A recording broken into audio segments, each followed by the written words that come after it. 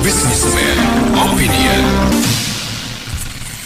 Mitra bisnis, sejak awal tahun lalu hingga awal tahun ini sudah ada 7 kepala daerah hasil pilkada 2024 yang terjaring OTT KPK. Yang paling baru adalah Bupati Pati Sudewo yang diduga bermain dalam kasus pengisian jabatan perangkat desa dan Wali Kota Madiun Maidi dalam kasus dugaan gratifikasi dalam pengadaan proyek. Nah, apa komentar Anda, mitra bisnis, mengenai ramainya korupsi yang dilakukan oleh kepala daerah ini jika dihubungkan dengan usulan kepala daerah dipilih oleh DPRD? Silakan bisa memberikan komentar di 02150918877 atau WhatsApp call di 0816924924. Saya tidak menuduh atau tidak memfitnah. Kenapa ini bisa terjadi? Kan tadi saya baru dengar Sinta kan jual beli jabatan orang partai. Di sini kalau nggak bisa jual beli jabatan nggak mungkin lah kita pilih resmi seperti Modal Anita. Ada contoh, ya saya nggak tuduh ya. Mungkin pemimpin kita pusat juga mungkin. Ya nggak Anita ya. Saya nggak bilang loh. Ya nggak. Ya nggak. Soal Indonesia semua bisa diatur kata almarhum Adam Malik. Nah gitu Anita, saya berani ngomong tuh ada bukti. Ya nggak. Contoh kita nomor 1 di Jakarta, di Indonesia orang nomor 1. Saya juga curiga, tapi saya nggak nuduh loh. Benar nggak? Cuma ini kan terbongkar gitu. Nah gitulah di negara kita. Selama masih banyak partai, kita mau pilih murni bersih nggak mungkin. Kalau nggak ada fulus, Anita, nggak mungkin bisa. Dimanapun di Indonesia partai cuma memang dia mencengkeram penghidupan. Mereka harus setor. Tadi saya dengar tuh SMK setor. Kalau nggak bisa, nggak apa. Walaupun biarin jabatannya kosong, biarin. Nah itu kacau bahasa juga. Maka saya bilang, pokok Indonesia masih banyak partai pasti kacau Anissa. Kepentingan mereka, saya berani jamin. Nah, termasuk ya di pusat, ya nggak. Kita nggak tahu dong. Maka dari dulu tiap kali pemilih presiden saya nggak ikut KPU, saya nggak percaya tetap KPU kok. Saya nggak percaya, walaupun mereka bilang independen, saya bisa nilai kok gitu. Nah ya nggak Anita ya. Jadi saya berasumsi selama masih ada begitu nggak bakal bisa murni. Nah itulah Indonesia yang terjadi sekarang. Dipengaruhi banyak seperti dipengaruhi kekuasaan, politik sama agama Anita. Ya gitu Anita ya. Baik. Ya. Tadi solusinya kan dipilih DPRD. Bukan solusi Pak, tapi usulannya kan ada akan dipilih oleh DPRD. Menurut Anda gimana? Oke nggak? Atau seperti apa? Ya saya pikir kan itu alternatif. Maksudnya tujuannya adalah kita kan maunya kepala pemimpin daerah kita tuh nggak korup. Iya. Begitu kan? Ya sekarang balik ke sistemnya aja. Waktu terpilih itu kan titipan. Kan waktu lagi kampanyenya kan ada tuh satu figur bapak-bapak. Saya titip ya, ini ke bapak. Saya titip ini ke bapak B. Nah, di balik titipan itu ada transaksi nggak sih? Jadi sistemnya memang ini berbiaya tinggi. Nah, yang terjadi ini kenapa? Kayak Bupati Pati itu kan kemarin udah nyaris kan dia gara-gara demo. Betul. Akhirnya kena juga 6 bulan kemudian sekarang ini.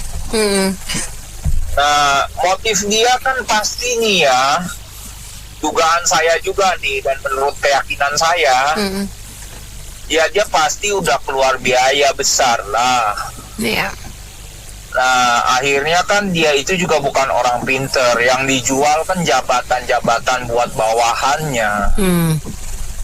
Iya, apa pantes sih kepala daerah jual jabatan begitu kepada bawahan? Ya kan? Ya sekarang misalnya aja ada yang mau kerja di Pas FM, terus kepalanya, manajernya bilang, "Yuk mau kerja di sini bayar saya dulu." Kan lucu. Iya, benar. Nah, ada begitu, apalagi sistem pemerintahan daerah. Iya.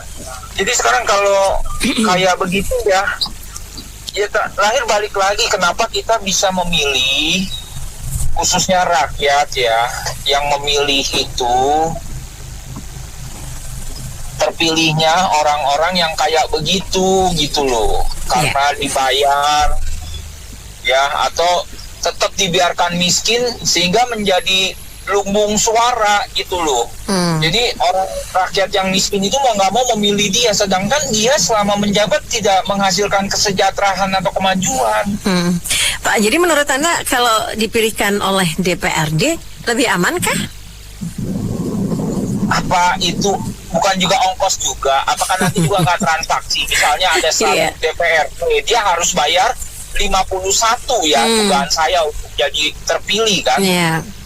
Iya, atau koalisi-koalisi apalah namanya, tapi semuanya kan baik-baiknya transaksional. Iya, yang jadi masalah nih kayak sekarang nih perannya Pas FM yang punya kesadaran ini kan nggak benar kan? Kita juga mengharapkan ada pemimpin. Nah, suara-suara yang menyadarkan masyarakat kita yang beragam itu 270 juta di seluruh wilayah untuk memilih pemimpin yang benar-benar amanah. Nah, itu caranya kan nggak gampang. Udah lebih di zaman Pak Harto 32 tahun. Terus di zaman dari siapa? Zamannya Gus Dur sampai zaman sekarang udah 20 tahun lebih. Tapi kan masyarakatnya untuk memilih itu kan suka diiming-imingi, transaksional juga. Itu. Ya sebetulnya balik lagi adalah kita ngomong ini susah ya, hanya pembenaran beginilah.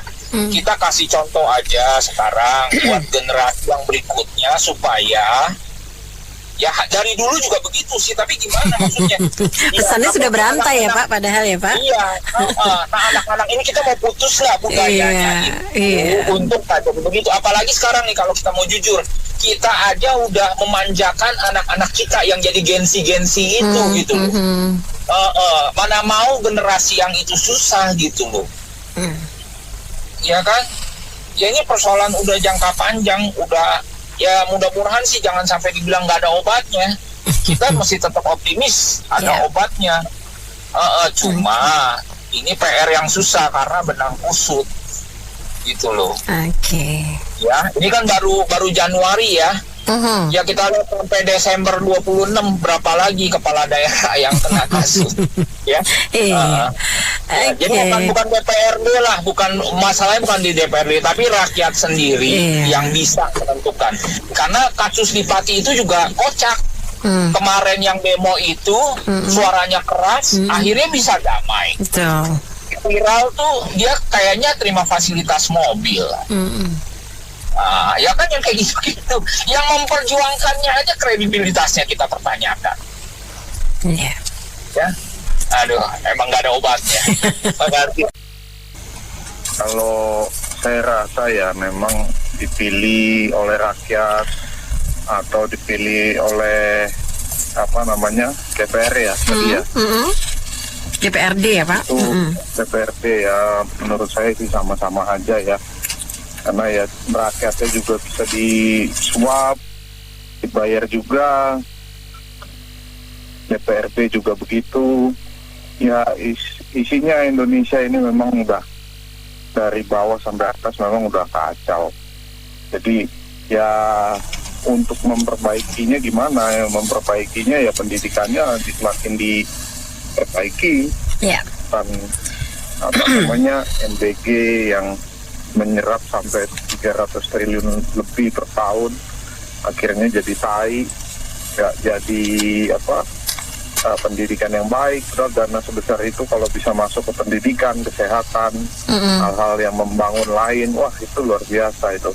Tapi memang rakyat kita dibuat bodoh sama pemimpin-pemimpin yang jahat ini supaya apa? Supaya mereka dengan mudah bisa terpilih, rakyat bisa dibeli, mereka dengan mudah terpilih lagi. Jadi kalau menurut saya ya sama aja, DPRD sama dipilih rakyat ya sama aja lah, mereka juga bisa bermain, tinggal mengeluarkan modalnya aja semakin gede aja kalau gitu aja. Terima kasih. Saya rasa gini ya, korupsi kepala daerah ini kan sering berulang. ini kan bukan fenomena baru.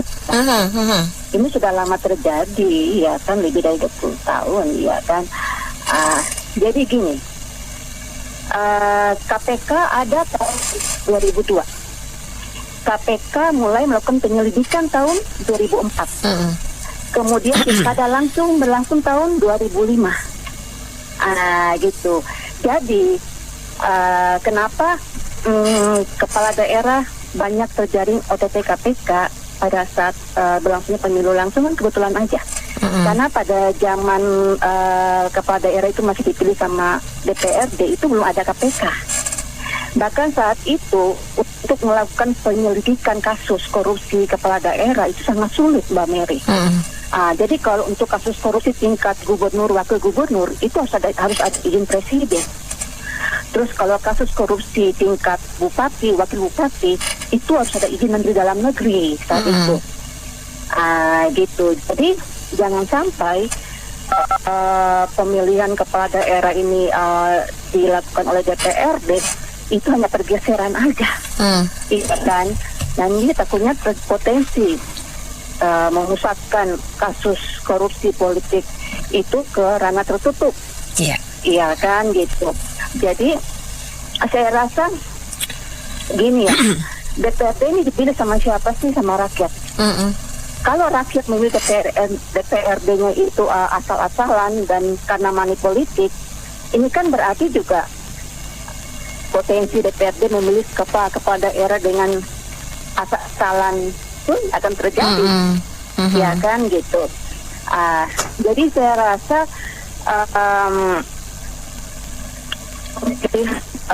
lewat DPRD maupun pemilihan langsung ini memang kita nggak usah mundur ke belakang.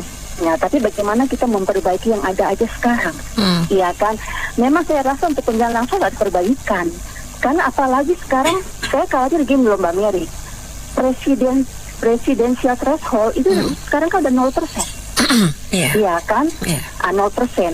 Jadi kalau nggak ada aturan yang mensyaratkan partai politik dalam keikutsertaan pemilu, kalau nggak ada syarat-syaratnya untuk keikutsertaannya, saya rasa saya khawatir itu loh.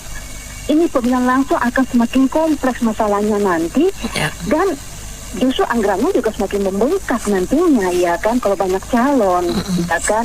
Jadi saya rasa memang pemilihan langsung juga harus dibenahi gitu loh.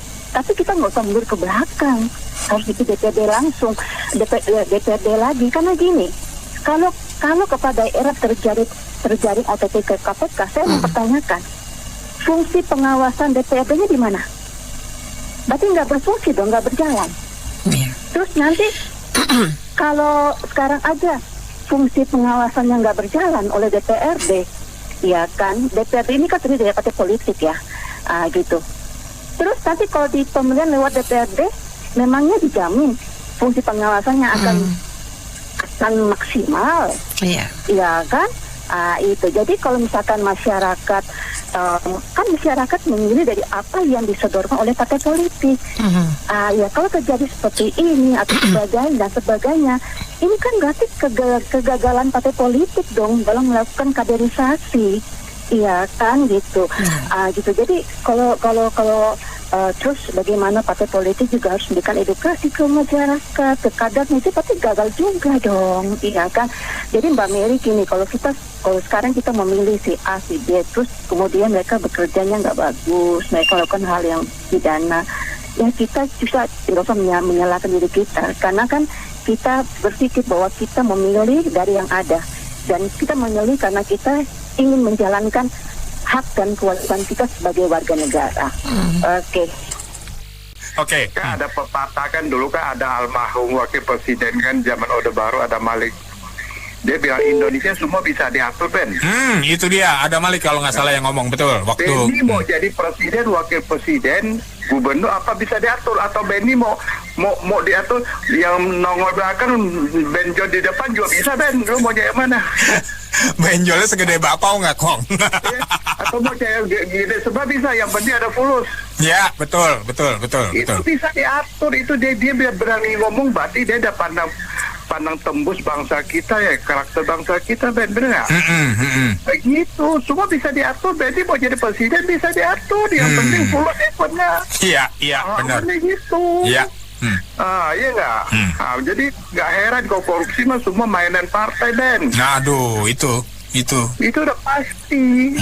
Bener nggak? Gitu aja kata Gus Dur, gitu aja repot, Ben ya. Malam, Ben. Oke, thank you Kong Yansan atas kritik dan opini yang telah disampaikan. Pak Edwin, selamat sore Pak Edwin. Sore menjelang malam ini. Yoi Pak Edwin, masih di jalan atau udah sampai rumah Pak Edwin? Udah di rumah, tapi saya sekarang mau tempat olahraga, mau nge-gym aku. Wah, mau nge-gym. Kalau gitu saya ikutan bentar lagi Pak. Boleh, yuk kita treadmill bareng yuk. Siap, Biar siap. enak, biar bisa segar gitu. Siap Pak Edwin. Oke, Silakan ini komentarnya. namanya KPK. Angkat tangan ya. Ada, ini memang negara kita ini kalau namanya hukum itu tuh sangat-sangat loyo banget. Oke. Ini sekarang terjadi lagi korupsi OTT karena dugaan korupsi dan lain sebagainya. Ada, memang susah nih namanya. Ini undang-undang perampasan aset aja masih belum disahkan. Dulu yang kemarin-kemarin bilang dipercepat, tidak ada hasil. Nah, ini sekarang OTT lagi. Bupati-pati dan satunya itu Madiun ya. Oke. Iya. Yang pati dulu deh. Ya. Ini untuk Pak Sudewo ya, dengerin ya Pak. Ya. Pak, Bapak masih ingat gak ngomongnya Pak? Ya, waktu masalah PBB naik ya. Tuh, akhirnya kan di demo. Nah, demo minta dilengserkan, dia bilang katanya saya dipilih rakyat, nggak bisa lengser. Nah, terus sekarang Anda, sekarang gimana nih Pak? Tuh, sekarang lengser kan, akhirnya kan? Terjadi korupsi kan? Iya. Nah, itu namanya karma, kelihatan itu. Tuh, sampai saya dengar di berita kan, sampai warga Pati kan pesta pora-pora tuh. Pada selamatan. Memang sudah sepantasnya itu. Iya. Itu saya seneng dengarnya tuh, sudah sepantasnya itu dia ditangkap itu. Bagus itu. Kalau PBB naik, mau jadi apa rakyat Pati? Mau jadi apa kalau naiknya sampai signifikan begitu? Iya, kadang aduh heran kadang negara kita ini. Ya namanya korupsi ya itu sangat-sangat merugikan negara lah. Terutama rakyat bukan makin maju, jadi makin miskin. Iya, betul. Ya itulah saya menyayangkan lah pokoknya deh. Ya pokoknya saya harap ya negara ini ya banyak doa lah kalau biar Amin, Pak. biar Amin. korupsinya bye-bye lah ya. Betul. Terima kasih. Oke, thank you Pak Edwin. Waduh, Pak Edwin memang benar. Kalau kita mau olahraga, kita pergi ke gym, ya kan? Kalau korupsi itu kejam. Oke, gimana komentar Anda yang lain? Oke, halo selamat sore. Kau mau ke gym? Oke, Pak Jamu Suka, selamat sore. Silakan Pak. Tadi pagi gue sebut nama gue Andi Lau sama Mbak Nena. Saya jadi tersinggung. Andi Lau. Antara pusing dan galau. Anda Om Ber, tadi pagi tuh gue ada monitor terus ya. Ada yang singgung kan itu kan Kades kan dipilih oleh Bupati kan? Iya. Nah, terus Enggak dong, kalau kan, Kades pemilihan juga Pak. ya tapi yang pilih siapa? Iya, calon-calonnya sih memang yang nyalonin bisa dia. Ya, terus yang kedua sering kan kita lagi ribut itu kan di Kades kan level bawah, level lantai 1 sama basement kan? Iya, betul. Kalau level penthouse sama rooftop apa itu? Saya nggak ikut kalau udah sampai di penthouse. yang pilih langsung atau lewat wakil-wakilnya kan? Alasannya apa Om Ber? Penghematan kan? Ya. Yakin penghematan. Jangan sampai nanti wakilnya ini apa? Orang kagak urusin rakyat lagi, urusin apa? Bikin partai banyak-banyak kan? Nah, itu. Kabarnya juga mau ada partai baru pula Pak katanya. Oh, nanti Om Ber nanti jadi ketua partai ya. Partai besar, Mbak. Bukan partai kecil atau partai gurem. Iya, yang penting bukan partai boneka kan. Nah, itu. Itu. Begitu lagi kampanye gini. Gila udah ini. Aku koalisi sama partai ini ya. Partai ini apa? Yang maju itu juga ya nggak Om Ber. Iya benar, lu lagi gitu kan. Iya, soalnya bikin partai kan begitu verifikasi oke kan, dana turun 1 M lebih kan, setiap partai kan. Nah kalau gak dibatasi, ya boncos juga ya nggak? Makanya aku pikir, waduh kasih aja levelnya basement sampai lantai 1 udah kayak model begini, gimana yang penthouse sama itu. Tapi kalau di penthouse sama di rooftop nggak enak Omber. Kalau lagi hujan begini kan bahaya juga ya nggak? Di penthouse mah enak, rooftop yang nggak enak Pak. Ya penthouse sama rooftop ya kalau kena gundul Surabaya takut juga. Tapi kalau yang basement kan pada pindah tuh ke atas, soalnya banjir juga. Jadi mau di atas mau di bawah, semuanya kebagian kecipratan. Iya. Oke, thank you Pak Jamu Suka. Itulah dia fenomena yang ada di tanah air kita. Selamat sore Pak Sony, selamat sore Bang Benny. Yoi, Bang Sony. Waduh, udah di rumah atau masih di jalan? Baru nyampe rumah, tapi perjuangan terus kayaknya melempar. Ngedengerin bacotnya Bang Benny langsung mendusin. Mangdu gimana Mangdu, aman? Mangdu so far sih aman, dan Mogot yang kagak aman. Waduh, parah. Nah, itu dia. Jadi pertama-tama saya pengen kasih salut dulu sama Tina Tun. Bener. Oh iya, benar. Jadi Jakarta Utara, kalau Tina Tun nggak bekerja dengan pontang-panting, kelelep udah kelelep juga tuh ya. Benar. Kenapa? Kenapa dia ternyata dapat sumber yang benar? Dia pontang-panting ngurusin pompa. Iya. Pompa dari Kelapa Gading, Pulau Mas, Sunter, Cakung, sampai tuh yang namanya dekat-dekat Sunter, Cilincing. Jakarta Utara. Oh, Jakarta Utara. Kan Jakarta Utara memang teritorinya dia. Iya. Dapilnya dia. Pontang-panting itu ngurusin pompa. Dan ternyata bukan hanya masalah teknis, tapi memang ternyata banyak masalah non teknis. Oke. Pertama memang harus diakuin debit airnya gila-gilaan. Jadi antara yang dipompa sama yang balik itu nggak signifikan. Oke. Yang kedua, sampah. Jadi masyarakat kita juga mentalnya mesti diberesin. Bener. Penyakit itu nggak beres-beres. Nah, yang terakhir saya juga mau say sorry sama Mas Pram. Kemarin udah sempat komplain. Oke. Ternyata ini juga dibantu dengan modifikasi cuaca. Oh, I see. Kalau nggak dibantu dengan modifikasi cuaca, plus kalau si pompa nggak diberesin, bubar udah nih. Oke. Kalau saya sih pengen terima kasihnya sama komedian Benyamin almarhum. Nah, dia sudah teriak gara-gara got mampet. Gara-gara got mampet. Nah, itu dia. Makanya. Nah, saya belum selesai kan, makanya masih ada kelanjutan sedikit buat Mas Pram. PR belum beres Mas Pram. Drainase kita nih amburadul. Mental masyarakat kita buang sampah sembarangan gila-gilaan. And then yang terakhir, tolong jangan berhenti cuman gara-gara kalau musim hujan berhenti gitu loh. Benar. PR panjang. Jadi mesti dicicil, apalagi dengan makin hari cuaca ekstrim makin gila gitu kan. Iya, betul. Nah, sekarang baru kita ngomong ke korupsi. Nah, silakan kalau begitu langsung. Nah, kalau kita ngomong korupsi, cuma ada satu kata-kata deh. Apa itu? Nggak bisa nggak, hukum mati. Setuju. Kalau ngomong sekarang undang-undang perampasan aset aja, kayaknya nggak akan membuat gentar tuh. Coba kita lihat. Tuh pejabat-pejabat yang korupsi itu gayanya kayak apa? Benar. Nggak usah mereka yang korupsi deh, yang nggak tahu deh, nggak kelihatan korupsi pun gayanya udah kayak mental Onassis. Petentang-petenteng malahan. Nah itu dia. Nah sekarang mental-mental kayak begini jadi pejabat lah, mau ngarepin apa kita?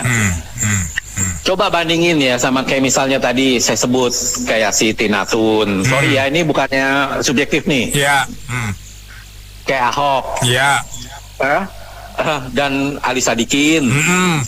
dan cukup banyak lagi yang lain yang benar-benar mau kerja gitu loh. Betul. Lah, tapi celakaannya mayoritas pejabat kita ini tengiknya minta ampun, gayanya udah gitu narsis, pamer sana pamer sini, main cewek gila-gilaan. Oke, ditangkap KPK masih cengar-cengir. Makanya ujung-ujungnya korupsi. Iya. Nah, mau dihukum kayak gimana pun menurut gue sih nggak bakal dia akan buka mata, nggak akan melek. Kecuali itu tadi hukum mati. Bener-bener udah terapin modal bank shopping deh. Siapin 100 peti mati, satu buat gue kalau gue korupsi. Ya. Jangan ngomong gantung gue di Monas kalau gue korupsi. Ternyata gitu Bang Ben. Setuju nggak? Setuju. Oke. Iya, kalau saya lihat sih dari overview pemerintah saat ini ya, pemerintah saat ini kan gemuk tuh ya dalam hal partai, karena kan dia memberikan dukungan dari berbagai macam pihak lah, dan ada kondisi kan pihak-pihak tersebut kan belum tentu pihak-pihak yang yang menduduki jabatan di kepala daerah kan belum tentu pihak yang ini ya kompeten ya dalam hal dia melaksanakan tugas, atau dia juga punya kepentingan kan dalam arti kampanye pilkada yang dilakukan kan dia keluar duit lalu ingin memberikan imbal hasil balik lah ya, uangnya supaya balik gitu. Nah kalau hal-hal seperti itu kan sebenarnya menimbulkan masalah ya secara pribadi, terus partai juga ya negara ini gitu ya, karena kan memang dampaknya ya korupsi itu kan dari dulu sampai sekarang ya merugikan masyarakat ya, karena tingkat kesejahteraan masyarakat kan harusnya lebih tinggi ya kalau memang uang itu dipergunakan untuk keseluruhan masyarakat gitu ya. Nah kalau pemilihan melalui DPRD itu juga nggak membuat orang bebas dari korupsi sih ya, karena kan DPRD itu kan ini ya pemilihan istilahnya tertutup gitu ya, nggak masyarakat langsung, yang masyarakat langsungnya juga kenyataannya bisa korupsi gitu. Yang penting sih poinnya sih sebenarnya good governance itu perlu diperbaiki. Jadi orang-orang yang mestinya mengisi pemerintah itu orang-orang memang dia bukan ada kepentingan untuk pribadi atau misalnya mencari nama untuk diri sendiri atau meninggalkan legacy tertentu gitu, tapi memang dia bekerja untuk masyarakat, memang jiwanya untuk masyarakat, diabdikan untuk masyarakat. Artinya gini, misalnya dia lihat misalnya ada masalah ya di satu daerah, ini dia punya kemampuan untuk memperbaiki daerah tersebut gitu ya, punya leadership yang baik gitu, ya boleh dia mencalonkan diri gitu. Dan yang penting adalah dia punya integritas juga gitu, karena kalau sebagaimanapun orang yang tidak memiliki integritas ya ujung-ujungnya kejebak masalah itu ya, berarti ya KKN ya, korupsi dan nepotisme gitu. Nah itu kan satu masalah yang dari dulu sebelum reformasi sampai sekarang itu kelihatannya masih berlanjut kan gitu. Ya saya rasa gitu sih Pak. Jadi intinya sih kondisi saat ini tuh belum bisa memiliki kepala daerah yang bisa bebas korupsi gitu ya. Jadi harapan saya sih ada reformasi hukum ke depannya supaya para koruptor itu bisa dihukum berat lah. Yang seperti kita bahas juga kan, misalnya hukum mati atau tadi dirampas asetnya dan sebagainya, sehingga harapannya tuh orang bisa takut gitu ya untuk melakukan hal tersebut, dan juga diumumkan ya di publik melalui media digital gitu ya, dan juga nanti melalui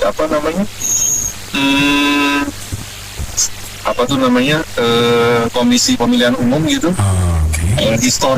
Historis dia gitu ya, kalau dia misalnya mencalonkan diri kembali itu masyarakat jadi aware gitu ya, bahwa dulu dia latar belakangnya pernah korupsi ini itu gitu, sehingga dengan penegakan hukum dan juga distribusi informasi di situ ada transparansi ya, maksudnya sehingga diharapkan masyarakat juga harusnya yang teredukasi bisa aware gitu ya, dalam memilih lebih bijak gitu lah hal tersebut, sehingga kita nggak memilih ulang gitu ya orang-orang yang sudah bermasalah gitu. Itu aja sih. Iya, pusing gua. Pusing. Sebenarnya bisa nanya AI sih sebenarnya gimana pemilu murah. Jadi katanya sih itu baliho, iklan TV, ya kan, yang konser, ya itu semua nggak ada. Cuma pada kampanye itu diselenggarakan pemerintah di satu channel, ya di radio RRI atau di TVRI, atau istilahnya di satu channel, satu kesempatan aja. Dan kalau misalnya ada yang pakai politik uang, suap atau apa, itu harus langsung dihukum berat. Baik yang menerima maupun yang memberi. Nah, karena masalahnya gini, siapa yang nggak mau duit gitu? Oh iya. Kecuali kan ada orang-orang tertentu yang emang udah kelebihan duit gitu kan. Ya kan. Tapi kan rata-rata masih banyak yang perlu duit. Nah, jadi kalau misalnya atau misalnya kalau nggak mau di berat, itu suaranya hilang aja udah. Berarti dia nggak dapet, nggak bisa dihitung vote di pemilu itu. Sebenarnya sih saya rasa orang pintar banyak sih ya. Sebenarnya niat aja sih kalau mau bikin yang istilahnya nggak ada utang gitu loh, nggak ada utang budi. Kan sekarang kan kayak orang itu kayak kasih sponsor atau apa, kayak si Elon Musk kan, dia kan dikasih sponsor, udah itu akhirnya kan yang Cina punya itu kan dikenai tarif tinggi kan. Makanya akhirnya dia harganya masih bisa bersaing gitu. Jadi mustahil lah kalau bilang sama sekali nggak ada balas budi gitu. Cuman mungkin kita bikinnya lebih bisa diatur, ya kan, dihematin lah gitu loh, Mas Anto. Jadi sebisa mungkin. Tapi ya sorry aja nih, jadi orang yang usaha baliho, yang iklan di media sosial, di TV itu jadi pada marah denger saya kan. Ya kan, bener nggak? Ya kan. Nah, tapi kan ya kalau Anda mau bikin nggak ada balas budi, ya begitu. Nah, tapi saya juga nggak yakin juga kalau dihematin itu mereka nggak korupsi gitu. Jadi mungkin fokusnya itu ke ya hukum juga. Kalau hukumnya juga mau duit susah juga ya, Mas Anto ya. Masalahnya duit itu kan nggak ada batasnya, ya kan. Orang mau kaya kan nggak ada batas. Jadi susah kalau misalnya orang-orangnya ya mungkin harus sekelompok orang lah, nggak bisa satu orang. Saya juga ngeliat kayak Ahok itu kan, begitu dia kan balas budi juga kan. Ya kan, dia kan masuk PDI. Ini menurut saya ya, jangan ada yang marah sama saya. Menurut saya nih, dia kan berarti kan yang dicalonin kan Pak Pramono nih. Dia kan harus ikutin itu kan, pimpinannya kan. Ya kan, benar nggak? Dia nggak bisa independen lagi kan, calonin diri sendiri gitu kan, nggak bisa kan. Ya makanya karena dia ada, mungkin dulu dijadiin apa gitu kan, jadi ada balas budi. Makanya susah kalau misalnya ada balas budi kayak gini ya. Makanya itu nggak bisa milih orang, dia bilang meritokrasi itu susah kalau ada utang kayak gitu terus. Korupsi berjamaah ya kalau bisa dibilang ini gitu loh. Ya kenapa? Karena tujuan mereka menjadi suatu pejabat publik itu bukan untuk mengayomi, tapi mencari caranya gimana mereka bisa ngisi pundi-pundinya mereka gitu loh. Karena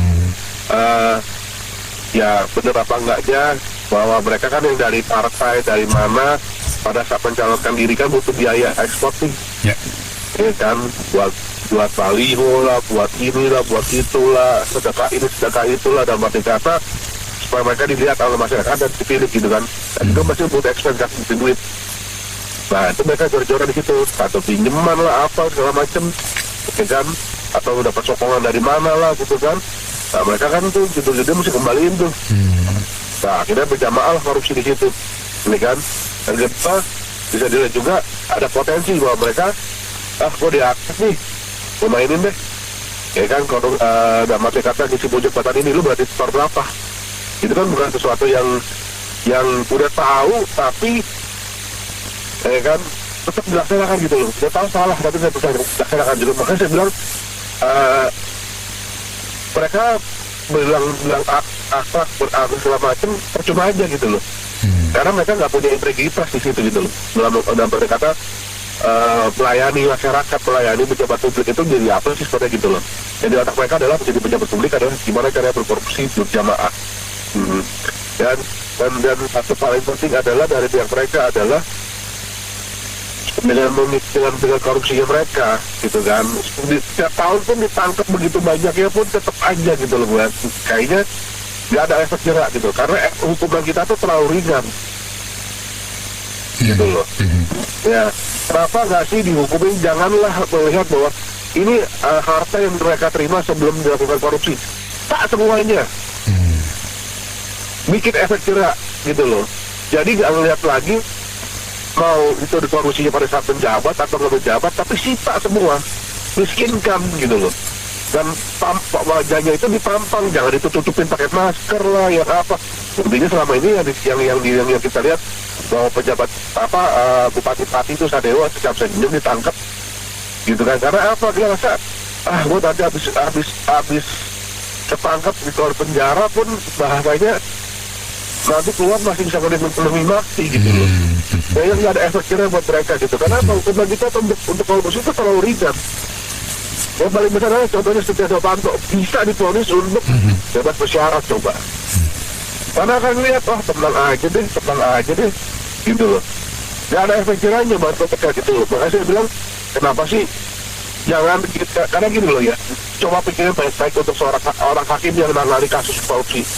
Pertanyaan terbesar untuk hakim yang menangani korupsi, dia korupsi itu, orang-orang yang melakukan korupsi itu berpikir nggak bahwa dia akan efek jangka panjangnya yang kayak merugikan masyarakat secara keseluruhan? Enggak. Yang pentingnya dipikir otaknya adalah gimana caranya mengisikan kekayaan dia tanpa memikirkan orang lain gitu loh. Ya kan? Nah itu yang harus dibilang sama hakim, habisi hukum, ya kan? Kalau perlu dibiskin, bukan kalau perlu harus dibiskinkan, ya kan? Wajahnya dipampang di mana-mana kan? Oh di ini apa gitu, terus cabut haknya dia untuk bisa dipilih gitu loh. Jangan nanti orang-orang DPR kita bilang, oh nanti kekurangan orang nih begini-begini. Guys, orang-orang yang justru sudah begitu nggak dibikin efek jerak, orang akan terus begitu, siapapun yang dipilih nanti akan begitu lagi. Mau itu pemilu pilkada langsung, maupun itu dipilih oleh anggota DPR juga sama. Ya kan? Kenapa? Kalau dipilih anggota DPR malah lebih ruwet lagi, itu lebih terselubung lagi bahasanya gitu loh. Ya kan? Korupsi berjamaahnya lebih parah lagi. Nah selama ini kan perkara-perkara ini kan dengan DPRD kan juga, atau segala macam DPR juga kayak ada permainan kan. Jadi saling menutupi ya. Betul. Jadi apa dong gitu loh. Kita kan terus udah saya pribadi secara ini sebenarnya sudah nggak antipati ya, dapat kata pesimis banget gitu loh dengan citra Indonesia, anggota DPR MPR ya kan, dengan para kepala daerah itu banyak bermain ya, dengan SKD itu banyak bermain ya gitu loh. Jadi kalau terus lagi ya, jadi kita membayar pajak ini udah menggaji buat mereka, dan gaji kita, terus pajak kita dibuat ini tapi dikorupsi coba. Enak gak itu gitu loh. Ya kan? Jadi kalau ada orang bilang boikot bayar pajak, sebenarnya gimana ya? Ya karena nggak ada hukum yang jelas buat meyakinkan masyarakat Indonesia ya, terutama saya, bahwa Anda bayar pajak ini loh hasilnya, bukan hasilnya dikorupsi.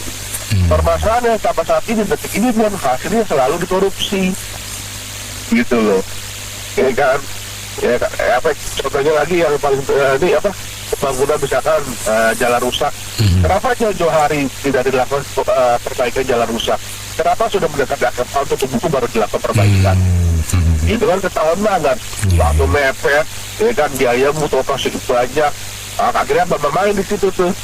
Ya kan, wah Pak kalau waktunya jam 30 hari tambah orang. Padahal di lapangan pekerjanya mungkin nggak 30, cuma kasih 15-20 cukup.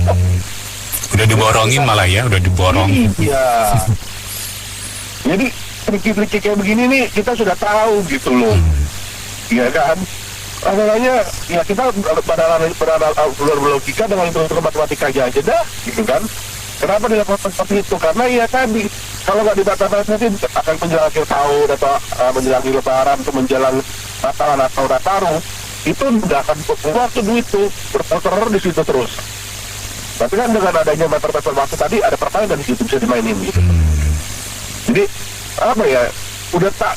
Yang lucunya kita tuh sudah tahu, tapi mereka dari para anggota jaksa, polisi, adem ayem aja, karena mereka juga itu bermain, jaksa juga bermain, polisi juga bermain, gitu KPK pun bermain. Buktinya apa dulu kan?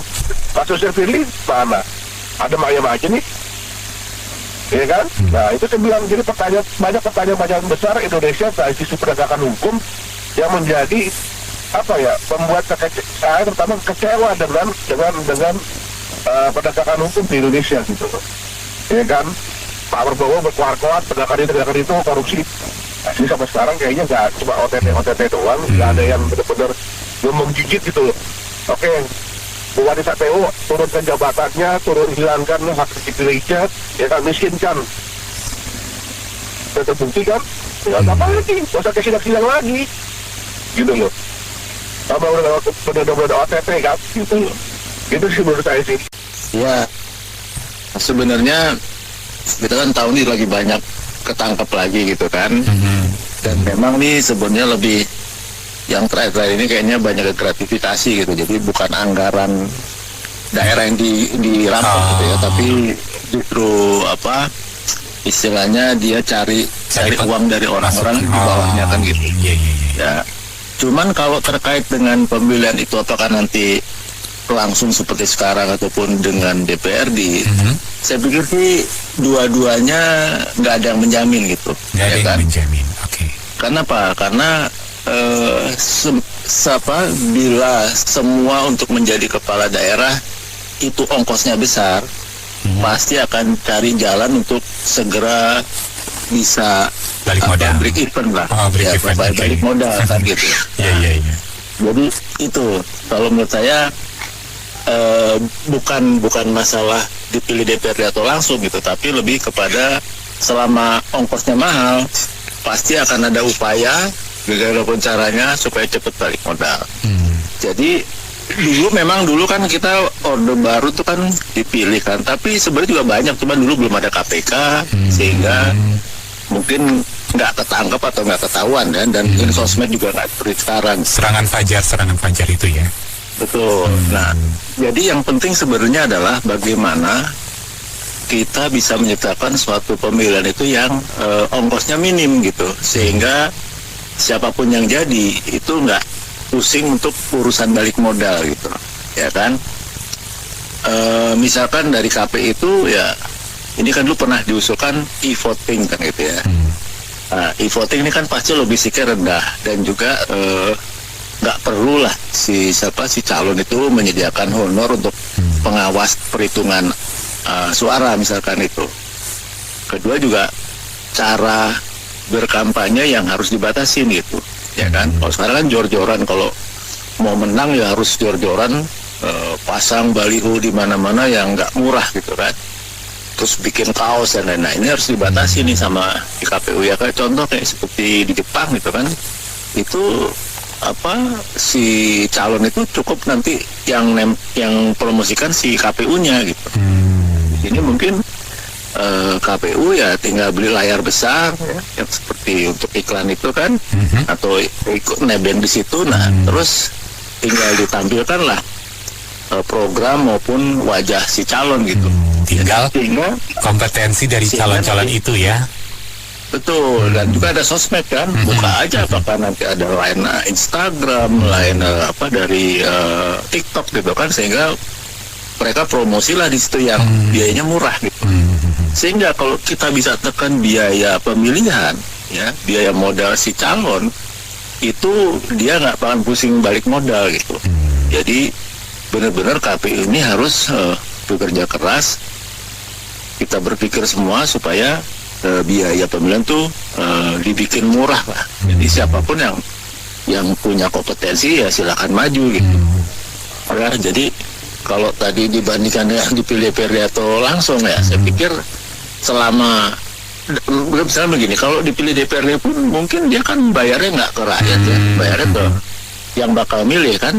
Ya, tapi repotnya kan masyarakat nggak bisa menuntut langsung karena milih bukan yang menjadi kepala daerah itu bukan karena rakyat tapi oleh anggota dewan kan gitu. Berarti niatnya pun harus diluruskan, niat untuk menjadi abdi negara bukan niat untuk mencari duit. Betul, tapi ya itu selama proses pemilihannya bisa ditekan biayanya ya kan, seminimal mungkin, sehingga itu tadi nggak perlu repot balik modal. Sekarang kan jadi kepala daerah itu puluhan miliar itu udah pasti ya kan. Nah itu yang membuat dia gimananya cuma 5 tahun ya kan, harus segera mungkin harus balik modal ya kan. Kalau nggak nunggu sampai 5 tahun mungkin kalau bisa 2 tahun ya udah harus balik modal. Nah itu target-target seperti itulah yang harus kita hilangkan. Kalau menurut saya sistem tuh nggak masalah Pak, mau sistem langsung dipilih DPRD atau dipilih rakyat. Sanksinya yang menurut saya itu undang-undang perampasan aset dan hukuman untuk para koruptor itu harus diundangkan sama DPR. Perampasan aset itu harus ini saya lebih ke arah punishment gitu. Karena sistem apapun juga begitu jadi pejabat itu masing-masing fokusnya mencari duit Pak. Jadi kalau nggak ada sanksinya, nggak ada perampasan aset, tetap pasti begitu juga kalau menurut saya. Saya melihatnya dari sisi pertama, dari atas, dari presiden, cara mereka tidak memberikan sinyal sampai di kementerian maupun di kepala daerah bahwa pemerintah pusat sangat serius untuk masalah korupsi. Sinyal ini nggak nyampe, sehingga mereka berani terus melakukan. Terus kedua, taktik yang menggunakan uang pada saat pilkada ini terbukti mereka mencari kembalian. Ya, break even ya, betul, cari. Betul. Ya mereka udah belanja begitu banyak uang untuk mendapatkan suara, mereka cari kembali. Dan mereka juga melihat ada hukuman yang ekstrim kok. Ya kita teruskan aja, uang gue balik. Makanya bener ya, kata Akung tadi, kalau ketangkep apes. Pernah tahu nggak sih? Kode itu kan pintar loncat ya. Nggak ada kode yang sekali loncat mati dia. Nggak ada. Apa, tahu nggak? Kecuali dia loncatnya langsung masuk panggangan, itu mati dia. Oke. Itu kodok yang sekali loncat mati itu namanya kodok apes. Ya itu sama. Benar itu. Oke, terus. Nah, itu kepala daerah yang di desa-desa kan mereka mengambil prinsip sesungguhnya korupsi dan koruptor itu kan berbeda ya, Kis ya. Koruptor itu nggak ada. Nggak ada koruptor. Koruptor itu yang tadi ketahuan ketangkap baru jadi koruptor. Iya benar. Karena koruptor itu labelisasi, kalau sudah melakukan sesuatu ketangkap baru lu koruptor ya, kalau nggak ketangkap ya enggak. Iya benar. Jadi begitu banyak yang mendukung mereka untuk terus melakukan korupsi. Pusat sinyalnya ya gitu-gitu aja. Presiden juga omon-omon. Ya kan? Mau jadi kode apes juga jarang-jarang. Iya, Kak, saya Nana jadi ingat ya, kasus yang ini ya, itu kan dia kan jual beli jabatan kan, ya jual beli jabatan. Betul. Terus lucunya kan dari kepala desa kemudian ke asistennya kan juga kena tuh, sama asistennya kan harganya di markup. Jadi memang bukankah itu sudah mendarah daging kan turun menurun bahkan sampai ke asisten ya gitu toh? Betul. Pernah nggak? Saya sering mengatakan ada satu kata di Indonesia yang sakti. Apa tuh? Apa? Berjamaah. Ya, iya sih. Itu jadi sesuatu yang sakti. Benar. Begitu udah kumpul 2-3 orang semakin banyak yang melakukan kesalahan, itu udah jadi pembenaran. Iya benar. Kalau dia bisa, kenapa gua enggak kan gitu ya? Kenapa gua enggak? Iya. Dia enak-enak kok. Rumah tambah banyak, mobil tambah banyak, tenang-tenang aja. Aduh. Dan baru-baru ini di kita punya grup, kita juga tahu situasi sekarang. Situasi sekarang ini orang dagang, orang usaha, pengusaha, konglomerat, mau apapun, oleh pemerintah, pejabat dan lain-lain ya, aturan tetap mau, tetapi uang juga tetap mau. Jadi seseorang atau pengusaha melakukan sesuatu, tiba-tiba nanti ada satu pihak yang periksa. Begitu periksa ditangkap, yang periksa itu nego. Jadi mungkin kalau Tony di pajak udah paling tahu lah. Iya. Inilah yang terjadi di negara kita. Yes. Jadi sesungguhnya apa terhadap hal ini solusinya? Saya tidak berharap banyak. Eksekutif legislatif itu sudah sulit, itu mendarah daging. Itu memang dikatakan kan politikus. Saya hanya berharap satu yudikatif. Tentu harapan saya itu seperti unggu merindukan bulan ya, kira-kira gitu ya. Nah sebenarnya ada satu cara lagi. Dulu Ahok itu sempat ngomong, Basuki Cahayapurnama sempat ngomong. Ini efek daripada money politik. Bagaimana cara solusinya untuk menghindari? Pemerintah anggarkan untuk partai politik anggaran yang lebih besar. Bahkan kalau perlu, begitu ada yang udah mencalonkan diri, kasih mereka anggaran sekian, tentu ada batasannya. Setelah itu jangan main-main lagi, eksekusikan seberat-beratnya. Begitu udah naik, udah terpilih melakukan sesuatu, udah langsung penggal leher. Jadi nggak ada alasan lagi, bukan pakai duit Anda. Partai politik pun sama, kasih anggaran deh. Tetapi tentu nggak segampang gitu membentuk partai politik. Tahu kan, ini partai politik dalam 2 minggu ini udah ada 2 yang baru. Satu partainya Anies, itu Gerakan Rakyat, nggak salah. Terus satu lagi partai apa udah mendeklarasi. Bayangkan, 2029 masih berapa tahun? Udah siap-siap dari sekarang ya. Tetapi apakah itu salah? Ya enggak juga, kan kita negara demokrasi. Enggak juga. Persoalannya KPK itu adalah Komisi Pemberantasan Korupsi, bukan Komisi Penangkapan Korupsi. Pemberantasan itu di dalamnya ada penangkapan dan unsur pencegahan. Pencegahannya nggak muncul. OTT kan seolah-olah nama dia benar kan, kerja nih gua nih, tangkap. Udah nangkep, yang ditangkap kumpul-kumpul ketawa-tawa, pakai rompi oranye, senyum-senyum. Kadang kita mikir ya, Allah itu. Iya, kadang-kadang tuh pada mikir gini, udah sampai seperti ini a priori masyarakat terhadap situasi saat ini. Allah paling itu juga janjian, paling habis ini juga baik-baik saja, paling udah lupa. Begitu loh, itu yang terjadi di masyarakat. Melihat begitu banyak kekecewaan yang muncul, khususnya di korupsi ini, ya kan? Aku melihat Prabowo punya cara, dia terus mendrive pertumbuhan ekonomi. Sampai 6%, 7%, 8%. Bolong tetap bolong. Kalau dulu 5%, bolongnya separuh, masih sisa 2,5% aja, Indonesia juga oke-oke aja kok. Kan gitu kan kira-kira. Sekarang dia drive sampai 8%. Kalau bolongnya 4%, masih ada 4% lebih baik dari dulu kok, bertumbuh juga. Barangkali ini pemikirannya. Menurut dugaan atau keyakinan saya.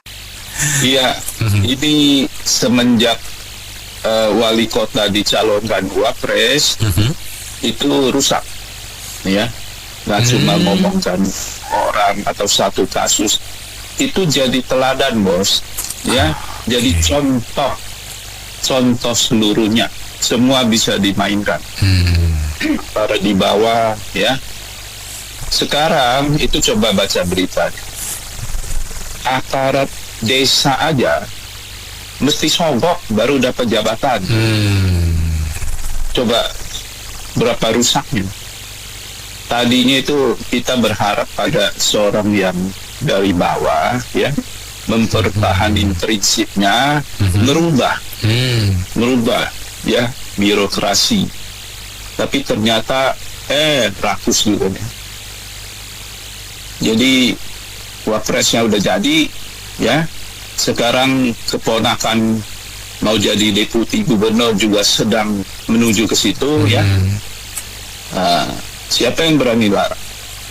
Sah secara hukum, legalnya secara sah, ya. Tapi moralnya nol besar. Ya, dunia memang sedang kacau, tapi apakah kita mau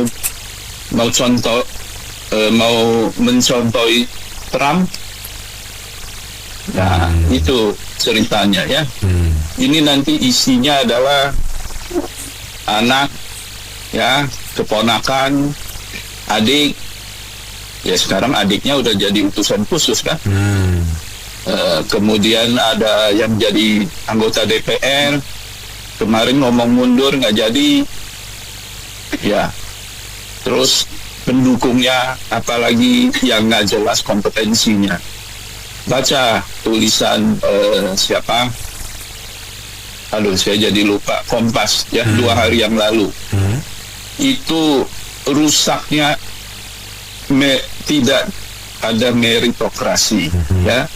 Angkat orang yang nggak jelas, pendukungnya sebagai balas jasa dukungan, kemudian kita pura-pura nggak ngerti, nggak tahu, yang ngomong agak keras mau dibungkam, ya. Jadi ada 3 hal yang cukup krusial, ya. Tahun 2026 ini, Januar apa gitu, ya, penulisnya, ya.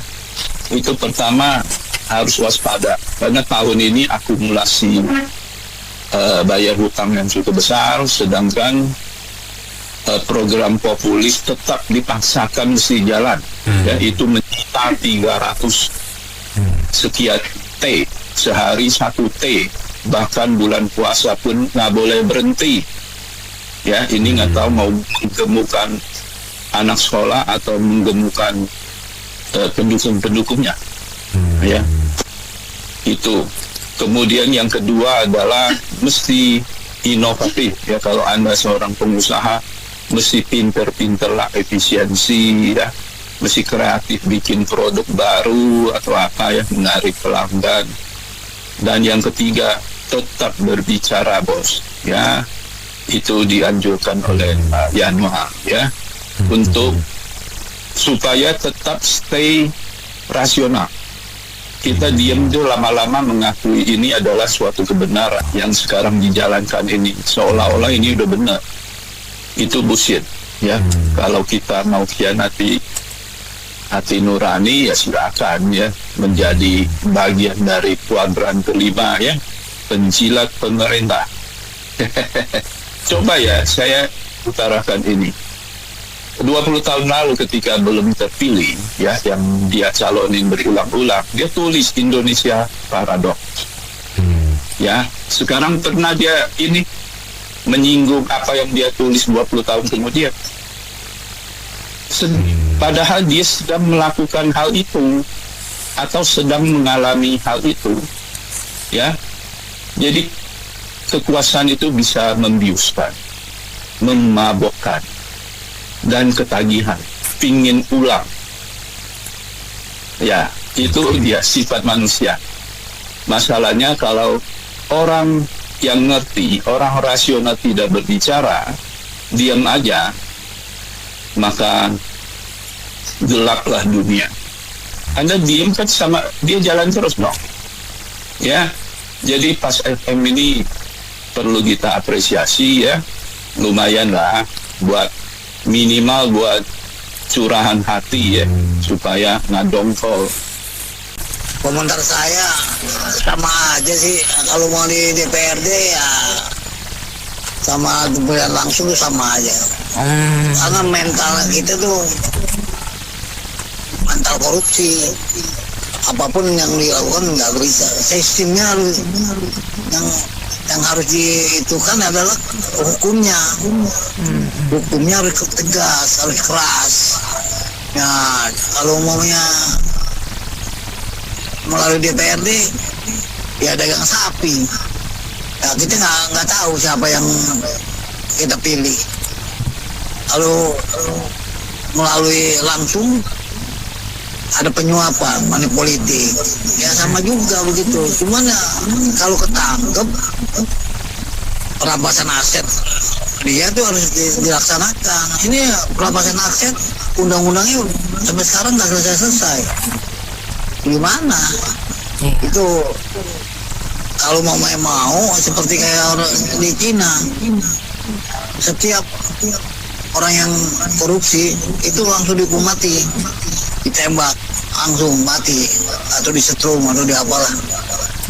Jadi tidak menimbulkan ketagihan, takut jadi mereka habis semuanya, satu keluarga disikat semuanya. Karena apa?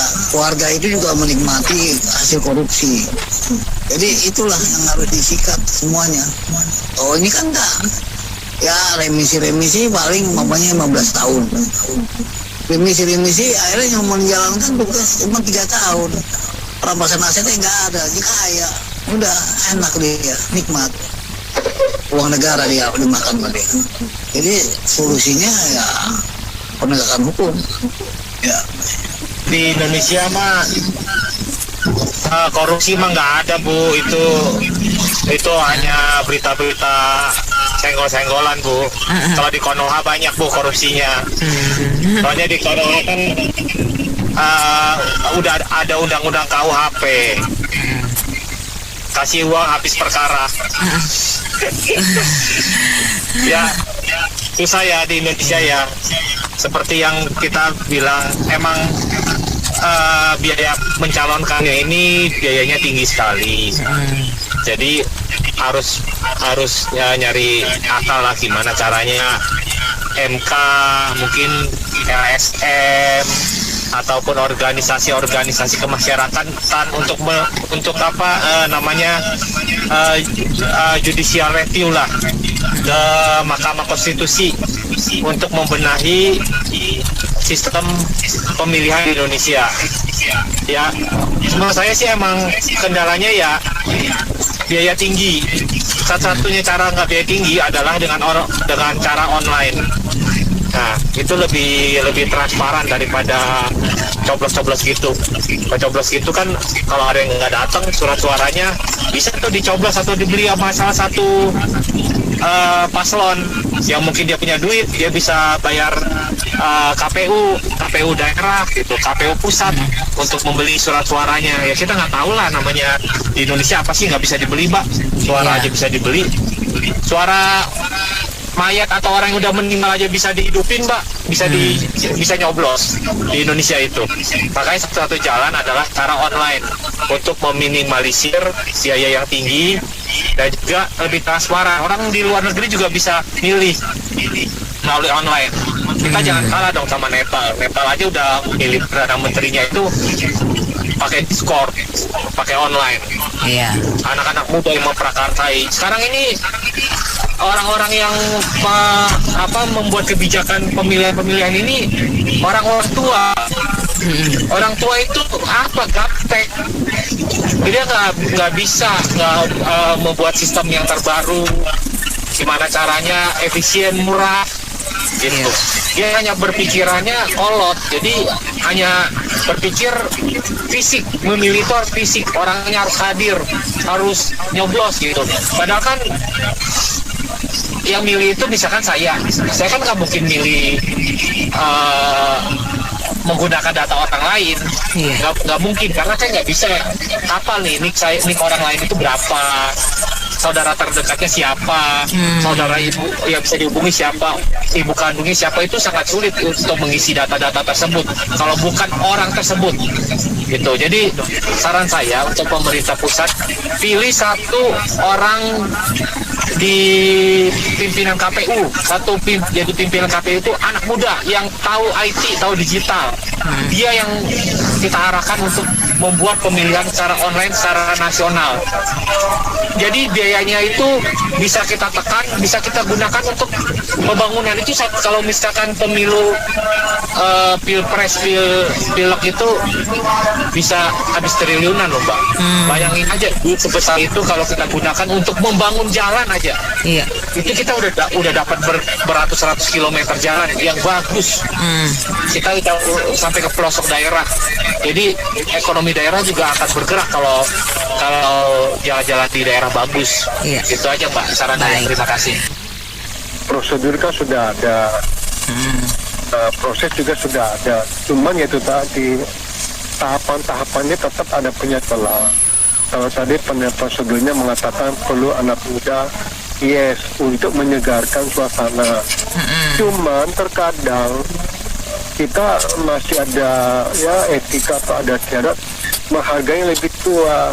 Terus kedua ada juga kondisi di mana yang lebih tua tidak menghargai anak muda. Jadi kadang-kadang ada konflik, ya bukan konflik, ya ada sesuatu yang memang sedang mengakar yang tidak bisa kita hindari. Nah kembali lagi ke masalah korupsi dan segala macam. Kita kita sebagai orang bisnis swasta, kita dipaksa untuk masuk ke sistem yang sudah ada gitu. Kayak contoh nih ya, urus apa itu ya secara aturan baku ya hanya bayar sekian resmi. Tapi yang maaf kata Pak ini mau dicepetin apa enggak. Nah kalau ada kata-kata mau dicepetin apa enggak, kan kita harus tahu dia ini apa kita ngasih. Nah giliran kita ngasih kena tangkap OTT, salah juga kita. Jadi ya satu lingkaran yang menurut saya agak susah kalau tidak dipenggal sekalian semua. Cuma kan yang penggalnya siapa gitu ya nggak? Iya. Jadi ya yang kita mau adalah sekarang ya etika. Tapi tetap aja ada kebutuhan dan kepentingan. Nah, kadang-kadang kebutuhan dan kepentingan ini bertabrakan. Nah, sekarang kita mau bikin apapun ya tetap berdoalah supaya kita nggak sempat masuk ke jalur yang nggak benar. Jangan sampai pembuat baju ores itu kehabisan stok, bikin terlalu banyak baju ores itu. Ya, terima kasih. Oke, mitra bisnis kami cukupkan sampai di sini dulu sesi Businessman Open untuk kali ini. Saya Anita Wijaya.